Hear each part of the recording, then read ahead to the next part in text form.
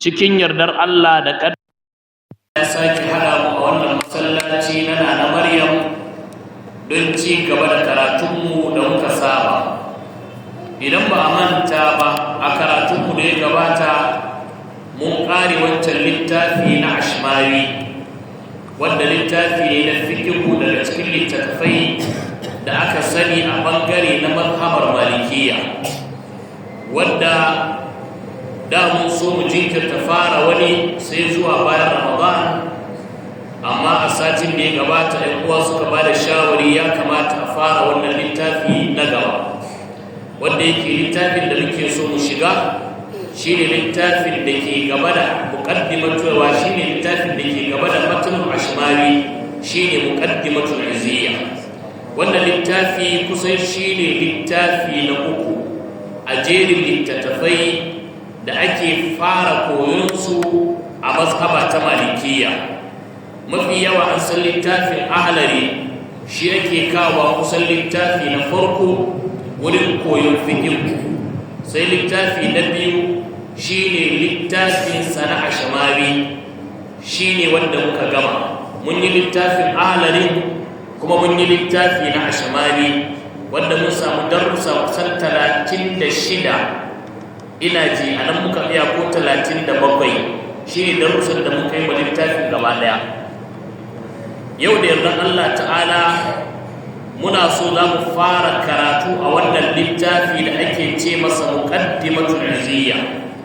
Wannan littafi wani malami ne da ake ce masa Abul Hasan Ali bin Muhammad bin Khalaf Ash-Shadhili Al-Maliki, shi ya wallafa wannan littafi na muqaddimatul Izziya. Shi wannan malami wasu suna yin kuskure, akwai wani malami Abul Hasan, shi wani sufi ne daban, sunansu yaro kusan iri daya. Wasu in sun zo magana akan muqaddimatul Izziya sai su ɗauko tarihin wancan sai su ɗaura ma wannan shi Abul Hasan. Shi wancan shi ma sunan shi Abul Hasan Ash-Shadhili, amma shi an fi sanin shi da Aliyu bin Abdullahi wato bin Abdul Jabbar bin Yusuf bin Hurmuz, wanda ake ce masa Abul Hasan Ash-Shadhili. Shi wancan ba shi ya wallafa littafi na muqaddimatul Izziya, wancan daban, wannan kuma da ya wallafa wannan littafi na Izziya daban. Shi sunan shi wato ana masa alkunya da Abul Hasan, sunan shi Ali bin Muhammad bin Khalaf Ash-Shadhili Al-Maliki. Mutumin kasar Misra ne, a garin Kahira. Al-Kahira anan aka haife shi, anan ya tashi kuma anan ya rasu. Sai dai yayi yawon neman ilimi wurare da yawa, amma anan ya rasu, anan aka haife shi. An haife shi ne a shekaru da suke da hijira da ko shekarar hijira da shekarar miladiya. Idan shekarar hijira ce an haife shi shekara ta 857 a nan Alƙahira. Ya rasu a shekara ta wato 939. Idan muka duba lissafi a shekara ta hijira ya rayu kusan shekara 82 yana raye. Idan a shekara ce ta miladiya an haife shi a shekara ta 1453, ya rasu a shekara ta 1532, wanda a wannan lissafi na miladiya za mu ga cewa yana da kimanin kusan shekara 72. Tsakaninsu an samu kusan shekara 9 da watanni zuwa shekara 10 a tsakanin shekaru na miladiya da kuma na hijiriya. Saboda miladiya da hijiriya suna da bambanci a wurin lissafi. A duk shekara za ka samu rana na kwana 11 zuwa kwana 12 shekarar miladiya take ɗaurawa a kan shekarar hijiriya. Duk inda ka shekara 30 za a samu kuratan shekara ɗaya. Duk inda ka shekara 30 za a samu ratan shekara ɗaya. Idan muka duba wannan tarihi a yanzu sai kaga shekarun da aka ja za a samu bambancin ya fi shekara 10 a tsakaninsu a tarihi, wanda yana da shekara 82, wancan yana da shekara kusan 70 kusan da wani abu shi ma. To idan muka duba, idan za mu kaddara rayuwar mutum, bari mu ɗauki shekaru na miladiya mu yi amfani da su. Idan muka ɗauki shekarun miladiya daga aihuwarsa zuwa rasuwarsa ya shekara 72, daga aihuwarsa zuwa yau an haife shi, daga aihuwarsa zuwa yau yana da shekara 572, daga aihuwarsa zuwa har yanzu shekara 572, daga rasuwarsa zuwa yau shekara 494, daga lokacin da ya rasu har ya zuwa yau. Idan muka duba, mutum ne wanda yake da ɗaiɗe, mutumin da ya ɗebi irin waɗannan shekaru duka ya tafiyar da su a kan rayuwarsa, yanzu an ɗebi waɗannan shekaru duka baya raye, amma ya wallafa littattafai wanda littattafan har yanzu ga su ana amfana da su. Shi wannan malami ne, kuma a malamin ma ya kasance gurzo ne a mazhaba ta malikiya, sannan ya yi karatu kwarai da gaske, ya wallafa littattafai da yawa. Daga cikin littattafan da ya wallafa akwai wannan littafi al-muqaddimatul izziya lil jama'atil azhariyya. Ya wallafa yace ga wannan littafi yayi wa jama'ar Azhar wanda suke kasar Misra, su ya wallafa ma wannan littafin daga farko don su san addinin su akan mazhaba ta malikiya. Sannan daga cikin wallafe-wallafensa akwai kitabun Qalibur Rabbani, ya wallafa littafi ko sharhi ne na risala ta Ibn Abi Zaid al-Qayrawani. Littafin da ke gaba da wannan littafin risala sananne ne a malikiya. Ya yi ma littafi sharhi, ya sanya masa kitabun Qalibur Rabbani, ya wallafa wannan littafi wanda sharhi. Sannan bayan shi ya wallafa littafin Umdatus Salik ala madhhabil Imam Malik, ya wallafa littafi ne wannan sunan duk akan fikir. Sannan bayan nan ya wallafa littafi wanda ake ce masa Ghayatul Amali, shi ma sharhi ne na risala ta Ibn Abi Zaid al-Qayrawani, har yanzu ya wallafa wannan littafi. Sannan ya wallafa littafi da ake ce masa Shifahul Alim, wato fi lughati Khalil, wanda ya wallafa fi gharibi fiqh Khalil, akan abin nan na Khalil ya kawo kalmomin da ba a ganewa sai ya fassara su sai sharhi a kansu. Ya wallafa littafi da ake ce masa sharhi ne Ma'unatul Qari li Sahih al-Bukhari, ya wallafa littafi da yayi masa sharhi akan Sahih al-Bukhari, ya fassara abin da hadisan suke koyarwa. Sannan ya wallafa littafi da ake ce masa Siyanatul Qari an al-khata'i wal lahn fi al-Bukhari, ya wallafa littafi da ake ce masa Siyanatul Qari, abinda zai kare mai karatu an al-khata'i wal lahn, game da kuskure da kurakurai da zai yi fil Bukhari, karanta Sahih Bukhari. Sai wallafa littafi ya dauki kalmomin da suke da matsala sai sharhi akai su yi bayani. Sannan ya yi sharhi na Sahih Muslim, ya sa masa sharhu Sahih Muslim na shi wannan malami shi Ash-Shadhili al-Maliki. Sannan ya wallafa littafi ya yi sharhi kai sharhu at-targhib wa at-tarhib lil Imam al-Mundhiri. Imam al-Mundhiri yana da littafi at-targhib wa at-tarhib wa at-tarhib, sai ya yi sharhin sa.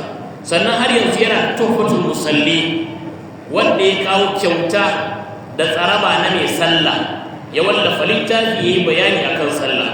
Sannan ya wallafa littafi Jawharatul Ma'una, wannan akan abin da ya shafi lugha ne na harshen Larabci. Sannan ya wallafa littafi ko ya yi sharhi na Sharh Aqidatus Sunusiyya akan abin da ya shafi aqida. Wayannan kaɗan kenan daga cikin littattafan da ya wallafa. Kaga kenan malami ne kwarai da gaske, ya wallafa littattafai da yawa, ya taka rawar gani, ya ba da ilmi gudumawa. Ya wallafa wannan littafin ne saboda a koyar da yara yadda za su yi ibada su. Shi yasa ya wallafa wa mutanen Misra, mutanen wato Azhar na Al-Qahira, ya wallafa musu wannan littafi saboda ake koya ma yara ƙanana su san ibada su kafin su girma. Sannan littafi ne na fiqh. Duk littattafan da muka ɗauko na fiqh, mun yi Ahlari, mun yi Ashmari, yanzu mun zo kan Izziya muke so mu yi. Duk littattafan fiqh sun shafi duk wani ɓangare da kake ji kake so ka rayu da shi. Fikihu yana magana akan abin da ya shafi ibada, ɗauki tun daga tsarki ka zo maganan alwala da taimama, ka zo maganan abin da ya shafi shafa akan alkofi ko akan rawani ko akan safa ko makamancinsa, ka zo kan maganar lokutan sallah, ka zo kan maganar ita kanta sallah, ka zo maganar sharuɗanta, ka zo maganar rukunanta, ka zo maganar farillanta. Duk haka yi magana akan ibada ta sallah. Yadda yi magana akan ibada ta sallah ɗaya bayan ɗaya, haka yi akan maganar ibada ta azumi, haka yi akan maganar ibada ta aikin hajji, haka yi akan maganar ibada ta zakka, haka yi waɗannan gaba ɗayansu ɓangaren ibada babu abin da ya bari. Kusan malaman fikihu ba abin da ya bari ɓangaren ibada sai da ya taɓa komi. Sai aka taho ɓangaren mu'amala. Ɓangaren mu'amala ya ɗauki maganar auratayya. Fikihu ya yi magana akan auratayya, tun yadda za a yi neman aure, yadda za a bada aure, yadda za a aura wa mutum, da zamantakewa na aure, da abin da zai biyo a baya idan ka samu saɓani, har in ma saki ya shigo, in ma bai shigo ba, da yadda idan an yi saki ko miji ya mutu, yadda mace za ta yi idda ko ta yi takaba, saki wani irin nau'i da nau'i ne, duk fikihu ya warware su. Ya ake dan mutum ya furta magana, wacce ce take zamowa saki, wacce ce ba ta zamowa saki, fikihu ya yi magana a kansu. Idan mutum ya yi saki, wani saki ne yake da daman dawo da mace, wani saki ne bai da daman dawo da ita, wace mudda ake bashi na dawo da mace, wani lokaci ake yanke masa, duk fikihu ya kayyade wannan. Aka yi magana akan irin su kulli, su li'ali, su waye duka, aka yi magana akan waɗannan ababe duka, fikihu bai bari ba. Aka taho har yanzu a ɓangaren mu'amala, aka zo fikihu ya yi magana akan zamantakewa, da yadda za a yi makwabtaka, da yadda za a yi zamantakewa, haƙoƙin mutane da ke kanka da haƙoƙin da suke kanka. Fikihu ya yi magana kan haƙƙin Allah, ya yi magana kan haƙƙin manzannin Allah, ya yi magana kan haƙƙin iyaye, ya yi magana kan haƙƙin makwabta, ya yi magana kan haƙƙin matanka, ‘ya'yanka, abokan zamanka, hatta dabbobi. Sai ba a bari ba, sai da aka warware magana wake da haƙƙi akan wani. Duk wannan abu ne da ya shafi ɓangaren fikihu. Har yanzu fikihu ya zai ɗauki ɓangare na biyun mu'amala, ya yi magana kan kasuwanci, ta yaya za ka nemi kuɗi, ta yaya za ka kashe, duk fikihu sai da ya maka bayani inda za ka je ka nema, da yadda za ka yi mu'amala da kuɗinka, wani ciniki ya halatta, wani ciniki ne bai halatta ba, wani irin lafazi za ka yi, wani irin lafazi aka hana ka, wani abu aka yi da ka sayar ka siyar, wani abu aka haramta maka, duk fikihu sai da ya magana kan wannan. A wurin kasuwancin sai da ya zai magana akan riba, ya yi magana akan cin kudin wani, ya yi magana akan zalunci, duk fikihu sai da ya warware wannan. Aka zo ɓangaren mu'amala ta yau da kullum, ya yi magana akan haddi, akan hudud, abinda mutum zai aikata a yi masa haddi, ya yi magana akan dukkanin nau'uka na haddi. Wane ya yi shagiya ga abin da za a masa, wane ya yi sata ga abin da za a yi masa, wane ya kashe wani ga abin da za a yi masa, wane ya yi zina ga abin da za a yi masa. Duk fikihu sai da ya warware wannan duka ɗaya bayan ɗaya, ya shiga ko ina ya fita, wannan sai fikihu. Fikihu ya gama da wannan, ya zo magana akan yadda za ka gina rayuwarka, ya zo magana akan idan mutum ya mutu me haƙoƙinsa, me haƙƙinsa lokacin da bai da lafiya, me yake bukata, me za a yi masa idan ya mutu, ga alaƙana masa kalmar shahada kafin ya mutu, ga inda zai fuskanta, ga yadda za a masa wanka, ga yadda za a sa masa likafani, ga yadda za a yi masa sallah, ga yadda za a binne shi. Duk fikihu sai da ya magana akan wannan. Bayan an binne mutum, akan dukiyar da mutum ya bari, maganar gado fikihu bai bari ba, sai da ya magana abin da ka bari ga masu haƙƙi, ga waɗanda za a liyarwa dukiyarka duka, fikihu sai da ya magana akan waɗannan ababe. Fikihu ya yi magana akan zamantakewa, fikihu ya zo ya yi magana akan mu'amala ta ƙasa da ƙasa. Fikihu ya yi magana akan jihadi, ya yi magana akan zamantakewa, ya yi magana akan ƙaruru duwali, ƙa'idoji da za a zauna ƙasa da ƙasa yarjejeniya, gari da gari yadda za ku yarjejeniya, kowace ƙasa idan ta sa dokokinta ya za ku zauna da sauran ƙasashe. Duk fikihu sai da ya magana akan waɗannan ababe. Kusan duk abin da ya shafi rayuwar mutum tun daga farkonta har ƙarshenta, daga lokacin da za a nemi aure, a yi aure, fikihu sai da ya magana, har zuwa lokacin da za a haifi yaro, har zuwa lokacin da yaro zai girma, har zuwa lokacin da yaro zai kai ya balaga, ya manyanta, shi ma ya aure, har ya zo mutuwa, har ya koma ga Allah.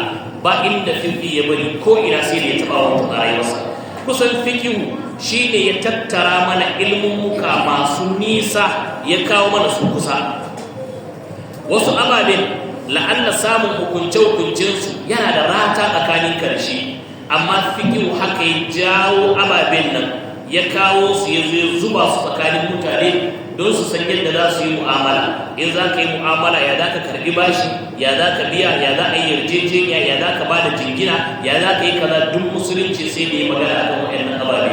Hatta sitirar da za ka saka da irin wanda shari'a ba da ka saka ba, sai da fiqh ya magana a kai. Kenan fiqh ya game ko ina. Shi fiqh yana koya maka addini ne ciki da waje, yana koya maka addini ne gaba da baya. Fiqh shi yake wakiltan wa'ancan hadisai na Annabi sallallahu alaihi wasallama, la'alla wadda karatunka bai kai ka je ka riske su cikin karamin lokaci ba, su malaman fiqh suka jawo, suka tattaro, suka hada maka ma'anar, suka rubuta littafi don ka fa'idanta da shi cikin karamin lokaci.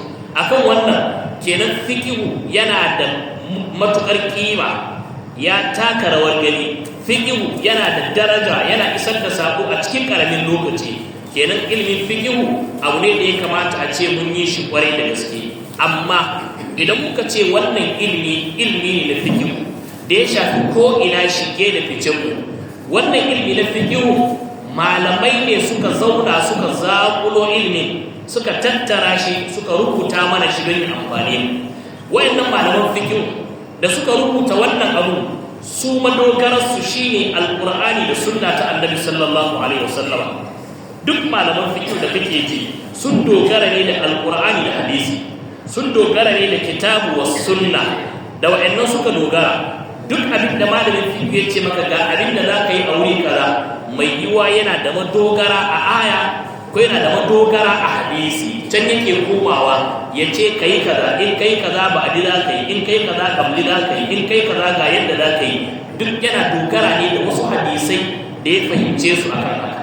To waɗannan magabatan da suka yi wannan ƙoƙari, suka dawwana mana ilimi don kusa da mu, su asalin masu mazhabobin majinginarsu kamar yadda muka faɗa a baya, madogararsu ita ce ne alƙur'ani da sunna, alƙur'ani da hadisi shine madogararsu. Idan ko wannan ita ce madogararsu, to kenan idan ka samu auni na malami na fiqh ya kawo zance ya ce ga hukuncin abu kaza, sai ka samu hadisi, shi kuma hadisi ya faɗi sabanin abin da malamin ya faɗa, me abin ne? Abin ne shi ne ka ɗauki hadisin ka yi amfani da shi matuƙar idan hadisin ya inganta. In hadisin ya tabbata, hadisin za ka ɗauka ka yi aiki da shi, saboda wannan hadisin shi ne asalin abin da aka aiko maka. Su malaman fiqh sun yi ƙoƙari wurin fito da abu fili, sun yi ƙoƙari wurin fayyace ababe, sun yi ƙoƙari wurin shige da fice su duba kowane abu su yi magana a kan shi, sun yi ƙoƙari, sun yi ijtihadi, Allah ya saka musu da alkhairi. Kai da za ka bi, idan ka taho ka ɗauki littafin fiqh kana karantawa, sai ka zo ka ga maganar da malamin fiqh ya faɗa, amma wannan maganar ta ci karo da hadisi na Annabi sallallahu alaihi wasallama. Menene abin yi? Abin yi ba za ka ajiye hadisin ka ce ai fahimtar ka bata kai ta fahimci hadisi ba, kamar yadda wasu suke faɗa. Wani sai ya ce ai fahimtar ka, kwakwalwarka a yanzu bata kai ka fahimci abin da hadisi yake karantarwa ba, dole sai ka ɗauki fahimtar malaman fiqh ka rike. To su kansu malaman fiqh abin da suka ce, sun ce idan hadisi ya inganta shi za a ɗauka ajiye maganarsu. Imamu Abu Hanifa shi ne malamin mazhaba na farko a cikin malaman nan guda hudu, da Imamu Shafi'i shi ne malamin mazhaba ta uku a cikin waɗannan mazhaba guda biyu. Abinda suke faɗi su biyu, kowa daga cikinsu yana ikirari a wurin karatunsa yana cewa idan sahha al-hadithu fa huwa mazhabi. Suna cewa idan hadisi ya inganta shine mazhabata, idan hadisi ya tabbata shine mazhabata. Anan Abu Hanifa ya nuna maka bayi da wata mazhaba da ta wuce hadisi. Imam Shafi'i ya nuna maka bayi da wata mazhaba da ta wuce hadisi. Saboda haka idan ka samu maganar Abu Hanifa ta ci karo da hadisi, ko ka samu maganar Imam Shafi'i ta ci karo da hadisi, to idan mazhabarsa za ka yi shine ka ɗau hadisi saboda cewa suka idan sahhan hadisu fa huwa madhhabi kenan hadisin za ka ɗauka shine kayi abin da suka koya idan maganar su ta zo ta ci karo da hadisi ka ɗauki maganar su ka ajiye hadisi yanzu ba mazhabar su kake yi ba saboda su sun ce mazhabar su shine hadisi. Malami na biyu a mazhabobin nan guda hudu da suka fi shahara malam wato Imam Malik yana da mazhaba ta Malikiyya amma Imam Malik yana karantarwa ne a masallacin Annabi sallallahu alaihi wasallam wata rana ya nuna kamarin manzo sallallahu alaihi wasallam yace kullun yu'khadhu minhu wa yurad illa sahiba hadal qabr yace kowa ana iya karban maganarsa in tai daidai ana iya mayar masa da maganarsa idan bata dace ba yace sai ne wannan kamarin shine duk abin da ya faɗi daidai shine ba mai da maganarsa. Me yake nuna maka? Yana nuna maka idan maganarsa ta ci karo da maganar mai kabarin nan shi Annabi sallallahu alaihi wasallama kenan ka ajiye maganarsa shi sai a bar maganarsa a ɗau maganar manzon Allah sallallahu alaihi wasallam. Na hudu shine Imam Ahmad. Imam Ahmad shi a mazhabarsa ta Hanbaliya abin da yake cewa yace idan hadisi ya inganta sai mutum ya ɗauki ra'ayin wani ya bar hadisi yace fa huwa ala shafa halaka yace duk wanda ya haka to ya fada halaka duk wanda yake da kan gaba ta halaka wanda ra'ayinsa ya karkata zuwa ga maganar wani alhalin ga hadisi ya inganta yace to yana kan gaba ta halaka. Me yake nuna maka? Yana nuna maka idan hadisi ya inganta daga Annabi sallallahu alaihi wasallama sai ka dauki maganarsa kamar maganar manzon Allah kana kan halaka shine abin da ya nuna maka. Kaga waɗannan malamai guda hudu da muka sani su ne malaman fiqh na farko Abu Hanifa, Imam Malik, Imam Shafi'i, Imam Ahmad. Waɗannan malamai guda hudu duk mun ji zantuttukan su kowa ya ce hadisi shine mazhabarsa. Kowa ya ce hadisi idan ya inganta a jefar da maganarsa a ɗauka. A cikin su akwai da suka ce idan hadisi ya inganta ga maganarsa ta ci karo da hadisi yace jifa da maganarsa ka ɗau hadisi da yake da shi. Wanda duk ne suke nuna maka suna nuna maka cewa kenan asalin addini ana ɗauko shi ne daga alkitab wa sunna. Asalin hadisi ana ɗauko shi ne daga alƙur'ani da sunna da hadisi. Wa'annan ababe guda biyu su ne almasdarul awwal. Masdari na farko almasmin asadir asliya. Masdari na asali shine alƙur'ani da sunna. Ka ɗauki wannan anan za ka ɗauki hukuncin ababen da za ka yi. Saboda haka idan muka ɗauki maganganu na malaman fikihu muna karanta littafi na fikihu la'alla wani lokaci za mu zo kan magana sai ka tarar da maganar ta ci karo da wani hadisi. Yaya za ka yi? Idan ta ci karo da hadisi malamai suka ce abin da ake bukata nemi shi da me ya dogara. Mai iziya ko mai risala idan ya ce abu kaza ga hukuncinsa sai kaga hadisi ya faɗi saɓanin shi nemi shi ne iziya ko risalar shi kuma da me ya dogara tunda dama dogaronsa alƙur'ani ne da sunna. La'alla akwai wani hadisin da kai baka sani ba a wurin neman dalilinsa sai ka san wancan hadisi sai ka ga hadisan sai ka hada su ka ga da wani ra'ayi ko kuma da Allah shi hadisin da ka jin mai yiwa kai yadda ka fahimta daban mai yiwa yadda magabata suka fahimce shi daban sai ka ji menene fahimtar su akai. Wannan duka wani ƙarin ilimi ne ba daga samun hadisi ne kawai za ka rusa maganganun su gaba ɗaya ba a nemi hujjar su addini suka yi ma hidima addini suka yi ma aiki suka taimaka suka ba da gudumawa wanda mutane da yawa sun koyi addini ne ta hanyar rubuce-rubucen da suka yi ta hanyar koyarwar da suka yi. Idan har haka ne ba za mu ɗauki maganar su kawai watsar lokaci guda ba a'a idan muka zo sai mu ɗauki maganar malami sai mu nemi da me ya dogara me madogararsa a kai. Idan muka samu madogarar hadisi ne kai da me ka samu yanzu kai ma hadisi ne ɗauko hadisin da ka dogara da shi kai ɗauko hadisin da malamin can ya dogara da shi wa'annan hadisan sai a duba maganganun da malamai suka yi. Idan ma ba kai za ka yi hukunci ba ka duba maganganun da magabata suka yi sai a duba me suka rinjaya sai a ɗauka sai a tafi. La'alla hadisin ya zo baka san da shi ba hatta malamai wani lokaci zaka ga sun faɗi maganganun sabanin junansu. Shi yasa Ibn Taymiyyah rahmatullahi alayhi ya wallafa littafi Raf'ul Malam 'anil a'immatil a'lam, ɗauke zargi akan manyan malamai. La'alla kana ga hadisi sai kaga malami ya faɗi sabanin shi, a'a je ka ji dalilinsa. La'alla hadisin da ka rogara da shi bai inganta ba aure shi, la'alla hadisin da ka rogara da shi bai iso gare shi ba, la'alla hadisin da ka dogara da shi ba haka ya fahimce shi ba. Mai yiwa sai ka ga wasu ababe na ban mamaki akan wannan. Duk wanda zai duba waɗannan magabatan ya je karanta littafin Raf'ul Malam na Ibn Taymiyyah rahmatullahi alayhi, ya ga yadda ake wa malamai uzuri idan suka faɗi magana. Kuma kada mutum ya kasance mai tsaurin zuciya. La'alla malamin fiqh ya rubuta abu ya ce abu kaza hukuncinsa kaza, daga zuwa sai ya ɗauki maganar malamin ya jefar da ita ya ce ai gashi kawai ya watsar da ita. A'a, idan ka zo bayani nake. Shi yasa muna so idan muka zo kan magana wanda Allah ta saba da hadisin Annabi sallallahu alaihi wasallama, ko maganar ta ci karo da zantukan da suka fi shirin jayi, da yardar Allah muna so mu yi cikakken bayani akai.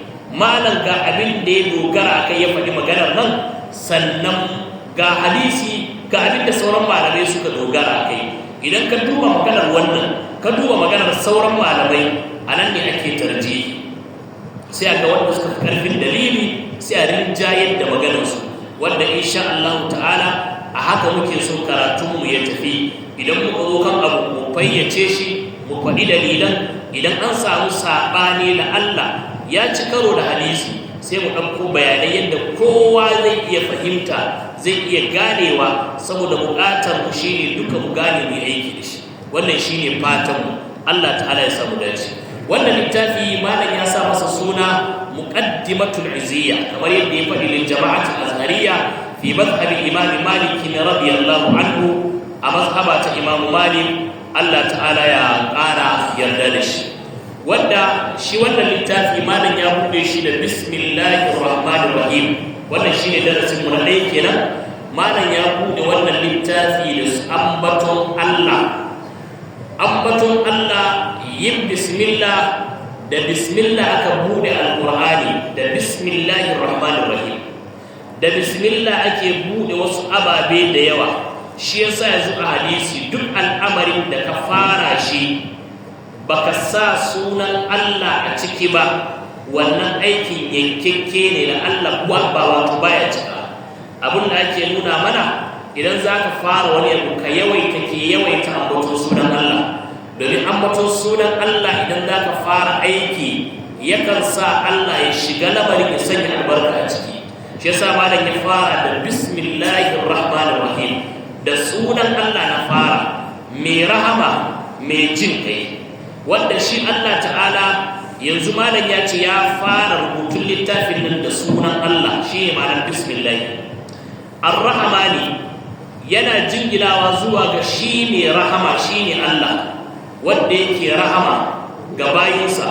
Ar-Rahim wanda yake jin kai ga bayinsa. Wasu malamai suna fassara Ar-Rahman wanda yake da rahama, Ar-Rahim mai jin kai. Ar-Rahmanu suka ce mai rahama ta duniya, ta shafi kowa da musulmi da wanda ba musulmi ba. Ar-Rahimu mai jin kai da rahama gobe kiyama, wanda ya shafi iya masu imani ne kaɗai ranar alkiyama, saboda kafiri baya shiga ciki. Mala yace alhamdulillahi rabbil alamin, godiya ta tabbata ga Allah ubangijin talikai. Sai yayi godiya ga Allah. Godiya ta tabbata ga Allah rabbil alamin, ubangijin talikai. Rabbu shine ubangiji wanda ya reni komi, ya kagi komi, ya samar da komi domin rayuwa ta yi kyau. Ubangijin da ya samar da sammai da kasai, ya samar da halittu duka, mutane da aljanu da dabbobi da kwari da itatuwa, duk wannan Allah shi ya samar da su. Sannan da ya samar da su bai bar su haka ba, sai ya rene su. In bishiya ce sai rene ta yi ta girma, in mutum ne Allah ya rene shi har ya girma, in aljani ne ma haka. Dukkanin wa'annan reno ne na ubangiji, shine ma'anar rabb, ubangiji kenan wanda ya reni dukkanin halittu. Rabbul alamin, ubangijin talikai su ne halittu, duk abin da ba Allah ba taliki ne. Mala'iku suna ciki, mutane na ciki, dabbobi na ciki, aljanu na ciki, tsirrai na ciki, duwatsu sammai kasai duk suna cikin alamin saboda duk abin da ba Allah ba shine alam to Allah ta'ala godiya ta tabbata gare shi ubangijin talikai wanda shi ya cancanta a yi godiya shi da ya samar da kai ya rene ka sannan ya baka arziki shi ke azurtawa shi ke talautawa shi ke rayawa shi ke kashewa shi ke sako da ruwan sama shi ke ɗaukewa duk wannan ayyuka ne ubangiji ba wanda yake masa tarayya a ciki to wannan ubangijin shi ya cancanta a masa godiya wa ashhadu an la ilaha illallah kuma ina mai shaidawa babu wani abin bauta da cancanta sai Allah duk abin da aka bauta ba kowa bayan Allah ba bai cancanci a masa bauta ba wanda ya bauta ma gunki bai cancanta a masa bauta ba wanda ya bauta ma annabi Isa bai cancanci a yi masa bauta ba wanda ya bauta wa mala'ika ko ya bauta ma rana ko ya bauta ma wata ko ya bauta ma tauraro ko ya bauta ma haske ko ya bauta ma wuta duk wa'annan ba su cancanta a yi musu bauta ba ai ashhadu an la ilaha illallah na shaida babu wani abin bauta da cancanta sai Allah wahadan shi kadai Allah bi ma'ana shi kadai yake bauta ba bauta ba kowa bayan shi ba a hada shi da komi shi Allah ta'ala yana da wani abu guda daya wanda ya sha bamban da halittunsa yanzu kai halitta ta Allah in an maka tarayya a wani abu bayan da kai ya ga za ka yi taro amma shi Allah an masa tarayya bari yake yanzu ka je wurin neman kuɗi sai ka samu wani ya riga ka shi ma ya je kai ba za ka fasa neman ba za ka ci gaba da neman kai ma ka buɗe shago kai ga wani ma ya buɗe shago irin naka ba za ka daina sayar da naka ba kai ma za ka ci gaba da sayarwa an maka tarayya a wurin amma dai haka za ka ci gaba ka nemi naka amma shi Allah idan ka zo ka bauta masa sai ka hana ka bauta ma wani Allah ya ce taraktuhu wa shirka sai bar mutum da shirka sa duk abin da ya sai biyar masa wannan karba laka Allah an hada shi da wani baya karba Allah an bauta masa tare da wani baya karba shi in kana so ya karbi bauta shine bautar ka ta kasance shi kadai kaiwa ba ka hada shi da kowa ba wannan ka samu abu na farko kenan abu na biyu ka samu ikhlasi kai domin sa ka nemi lada a wurin shi nan ma shi kenan Allah sai karatu da aiki na uku ka dace da koyarwar manzonsa idan kai haka sai aikin ka sai samu karbuwa wahada ko shi kadai la sharika lahu ba shi da abokin tarayya wa ashhadu anna muhammadan abduhu wa rasuluhu na shaida lalle annabi muhammad sallallahu alaihi wasallama abduhu bawan Allah ne wa rasuluhu kuma manzo ne na Allah sallallahu alaihi wasallama salatin Allah da aminci ya tabbata gare shi wa ala sa'iril anbiya'i wal mursalin da ma sauran annabawa da manzanni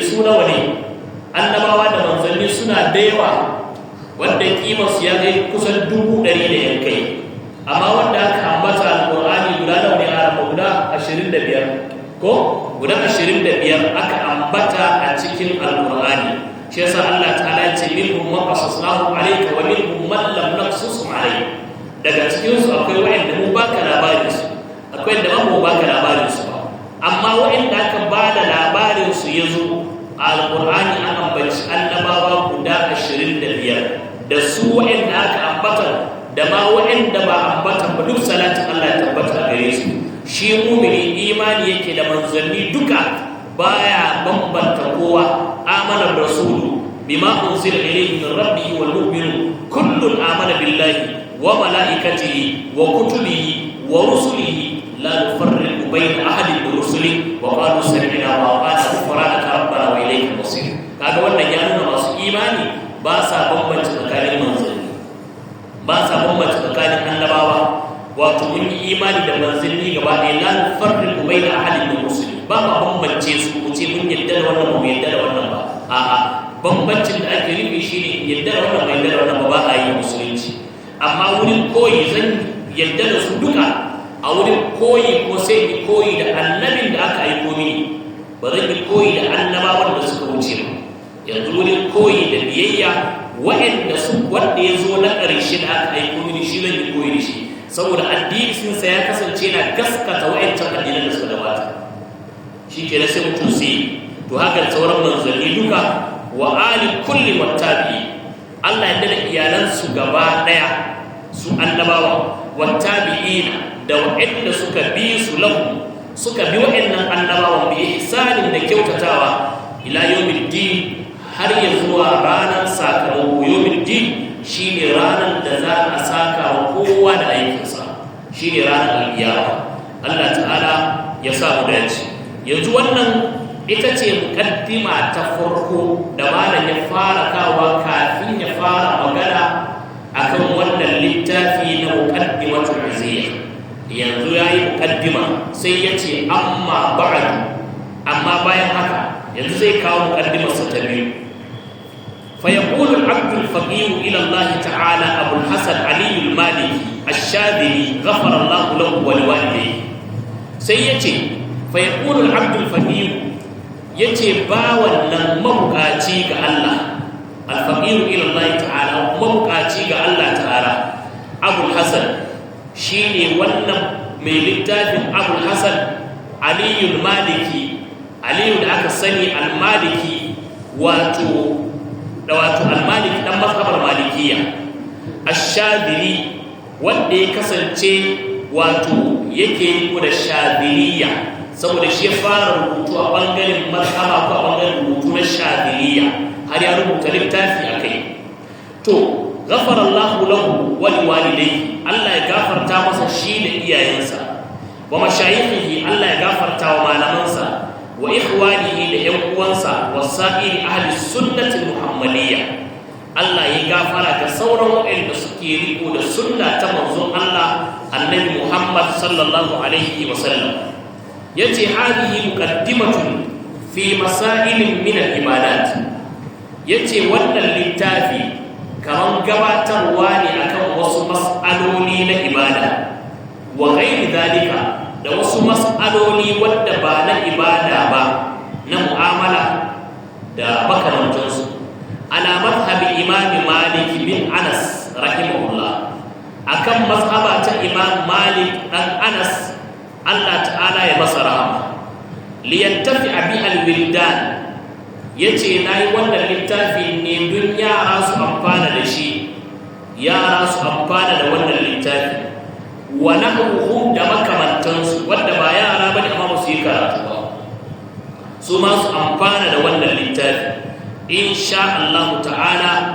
Yace in Allah ya yarda akan wannan manufar ne lakhastuha min kitabi al-musamma bi umdati salik ala madhhab al-imam Malik.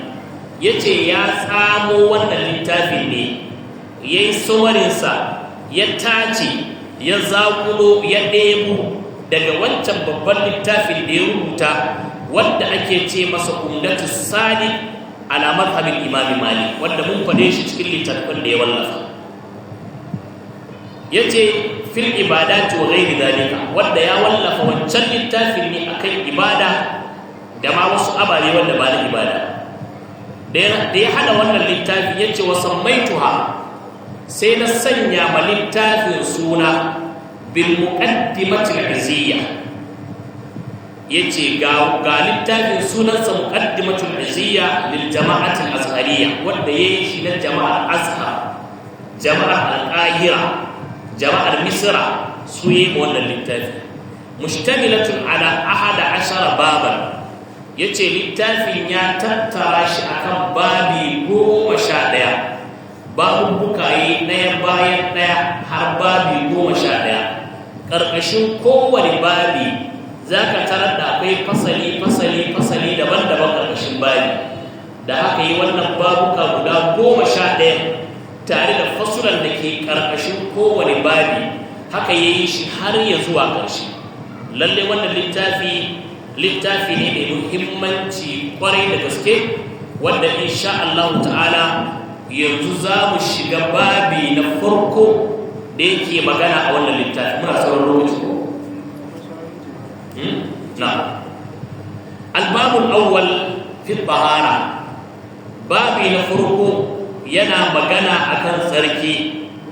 Qala Allah ta'ala, Allah ta'ala yace wa anzalna minas sama'i ma'an tahura, Allah yace mun saukar daga sama ruwa mai tsarki, ai bi ma'ana mun saukar da ruwa mai tsarki daga sama. Allah ta'ala ya saukar mana da ruwa mai tsarki. Anan malam ya ce zai yi mana magana akan tsarki. Malamai suka ce tsarki ya kasu kashi biyu. Akwai tsarki na ɓoye, akwai tsarki na bayyane. Tsarki na ɓoye shi ɗaya ne, tsarki na bayyane shi kuma ya kasu kashi uku. Tsarki na ɓoye shi ne tsarkin zuciya, mutum ya tsarkake zuciyarsa. Wannan ya shafi ɓangaren tauhidi da ikhlasi. Mutum ya wanke zuciyarsa ya yi abu don Allah, niyyarsa ta zama don Allah, ya keɓance Allah da bauta. Duka wannan tsarkin zuciya ne. Idan zuciya tana da najasa, tana da datti, za ka ga mutum ya hana Allah da wani, bai keɓance Allah da bauta ba. Idan zuciya tana da dauɗa, tana da datti, la'alla mutum ya yi ibadarsa don wani ya yaba, mutum ya yi riya, mutum ya yi abu ba ikhlasi. Wannan duka dauɗar zuciya ne, bai tsabtace zuciyar ba. Ta yaya mutum zai tsabtace zuciyarsa? Shi ne ya wanke ta daga duk wani abu da zai hada wani da Allah. Idan zai yi ibada ya keɓance Allah da bauta, kar ya hada Allah da wani a wurin ibadar, kar ya yi riya, ya yi aikin don Allah. Wannan wanke zuciyar shi ne shimfiɗa ta farko da za ta taimaka wa mutum domin ya yi ibada sai da ya dace. Amma idan ya kasance zuciya ba a wanke take ba, a duk abin da mutum zai gina da ƙire samu ya yi kyau, saboda asali zuciyar ba ta da kyau. Domin ita wannan zuciya ita ce jagora a rayuwar ɗan adam. Shi yasa annabi sallallahu alaihi wasallama yake mana bayani akan ta, yace ala wa inna fil jasadi mudghah idha salahat salaha al jasadu kullu wa idha fasadat fasada al jasadu kullu ala wa hiya al qalb. Annabi sallallahu alaihi wasallam yace lallai akwai wata tsoka a jikin mutum. Idan tsokar ta gyaru, dukkan jiki ya gyaru. Idan wannan tsokar ta ɓaci, dukkan jiki ya ɓaci. Wannan tsokar ba harshe bane da yake jin ɗanɗano, wannan tsokar ba ido bane da yake ganin abin da zai burge shi, wannan tsokar ba kunne bane da yake jin abin da yake so, wannan tsokar ba hannu bane da ke aikata abin da yake so, wannan tsokar ba kafa bace da za ta kai ka inda kake so, wannan tsokar ba al'aura bace da za ka biya bukatar ka ta sha'awa, wannan tsokar ba ciki bane da za ka shigar masa da abinci. Wace tsoka ce? Annabi ya ce ana wa iyal qalbu, ita ce zuciya. Wannan zuciyar in ta gyaru, hannu da kafa duk sai su gyaru. Wannan zuciyar idan ta gyaru, jikinka ko ina sai ya gyaru. Idan hannu kadai ya gyaru, ba zai iya gyara sauran jiki ba. Idan kafa kadai ta gyaru, sauran jiki ba zai gyaru ba. Idan harshe kadai ya gyaru, sauran jiki ba zai gyaru ba. Amma ita wannan tsokar ita ce kadai idan ta gyaru, dukkan jiki ya gyaru. Misalinta shi ne kamar mota, ka sayi abun hawa, ka sayi mota. In ka sayi mota ga ta sabuwa dan ɗauko tsohon inji ka sa mata. In ka sa mata tsohon inji, duk da kyawun borinta ba za ta yi gudu ba. In ka sa mata tsohon inji, duk da kyawun borinta ba za ta yi abin da ake bukata ba, saboda asalin injin ɗin bai da kyau.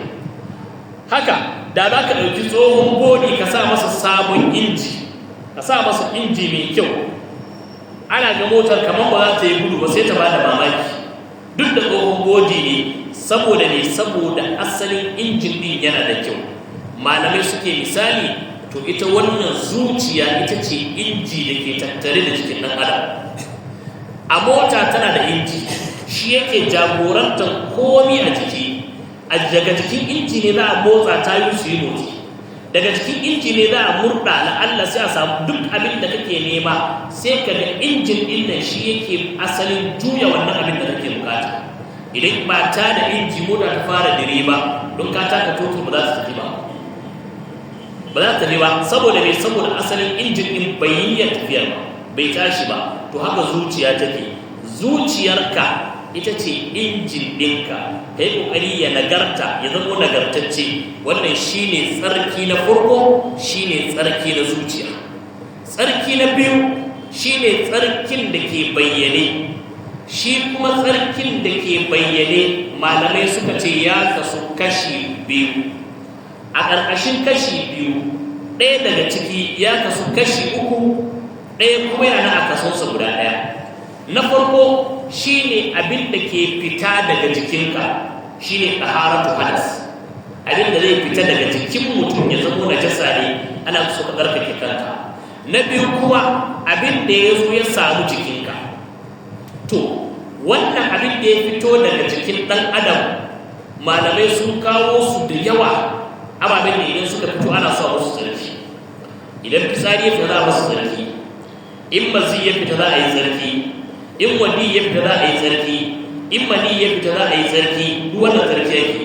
Idan bayan gari ya fita za a yi tsarki, duk waɗannan tsarki yake musu. Dukkanin waɗannan suna fita ne daga jikin mutum. Amma sai aka ware hanyar fitan guda biyu ta hanyar fitsari da bayan gari. Idan abu ya fito daga bakinka amai, a wannan ba ce sai ka yi tsarki ba.